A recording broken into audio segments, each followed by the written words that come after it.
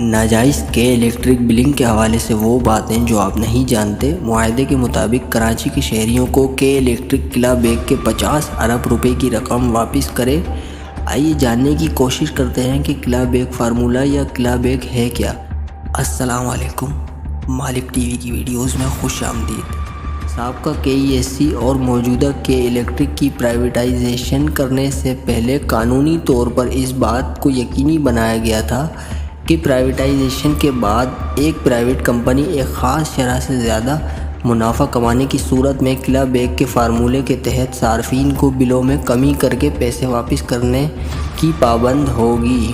اس بات کو یقینی بنانے کے لیے قلعہ بیگ فارمولے کو پرائیویٹائزیشن ایگریمنٹ کا حصہ بنایا گیا۔ اس کی بنیادی وجہ یہ ہے کہ ایک پرائیویٹ کمپنی کے الیکٹرک کے مد مقابل کوئی دوسری کمپنی موجود نہ ہونے کی وجہ سے اس کی اجارہ داری قائم ہے۔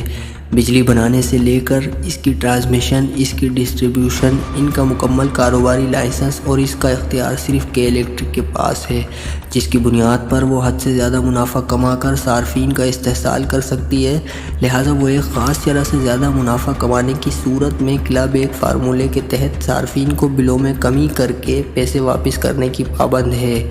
کے الیکٹرک کو 2005 میں پہلی مرتبہ اور 2009 میں دوسری مرتبہ ابراج گروپ کو فروخت کر کے حکومت پاکستان کے ساتھ ایک ایگریمنٹ پر دستخط کیے۔ دونوں ایگریمنٹ اور کے الیکٹرک کو دیے جانے والے تعارف میں بھی قلعہ بیگ کی شق شامل ہے۔ کے الیکٹرک نے یہ تمام رقم کراچی کے صارفین کو واپس کرنے کے بجائے قلعہ بیگ کے خلاف سندھ ہائی کورٹ سے 2015 میں اسٹے آرڈر لے لیا، اور نیپرا نے بھی اس کیس کو فالو اپ کرنے کے بجائے اپنی آنکھیں بند کر رکھی ہیں۔ حیرت انگیز طور پر قلعہ بیگ کی رقم کراچی کے صارفین کو واپس دلوانے کے خلاف اور اسے اسٹے آرڈر دلوانے کے لیے کے الیکٹرک کے وکیل کوئی اور نہیں بلکہ ایم کیو ایم کے رہنما سینیٹر فرخ نسیم، جو پی ٹی آئی حکومت سمیت 3 بار وفاقی قانون وزیر بھی رہ چکے ہیں۔ ہونا تو یہ چاہیے تھا کہ ایم کیو ایم کے سیاسی رہنما اور پی ٹی آئی کے سابق وزیر قانون فرخ نسیم کو کراچی کے صارفین کو ان کا قانونی حق دلوانے کے لیے کے الیکٹرک کے بجائے کراچی کے صارفین کا وکیل بن کر ان کا قانونی اور جائز حق دلوانے کے لیے قلعہ بیگ کی مد میں 50 ارب روپے واپس دلوانے کے لیے قانونی جدوجہد کرتے، مگر افسوس وہ بھی دیگر سیاسی پارٹیوں کی طرح عوام کے خلاف کے الیکٹرک کے وکیل بنے۔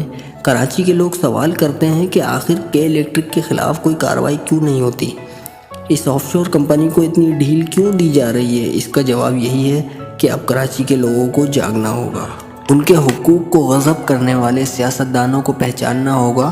کراچی میں ہونے والے بلدیاتی الیکشن میں ہر اس پارٹی کے امیدوار کا بائیکاٹ کر کے اسے ووٹ دینے سے انکار کرنا ہوگا۔ اس کے بجائے جو پارٹی کے الیکٹرک کے خلاف سب سے زیادہ عملی جدوجہد کر رہی ہے، اسے کامیاب بنانا ہوگا۔ پھر دیکھیے کہ فیصلہ کے الیکٹرک کے حق میں آتا ہے یا کراچی کی عوام کے حق میں۔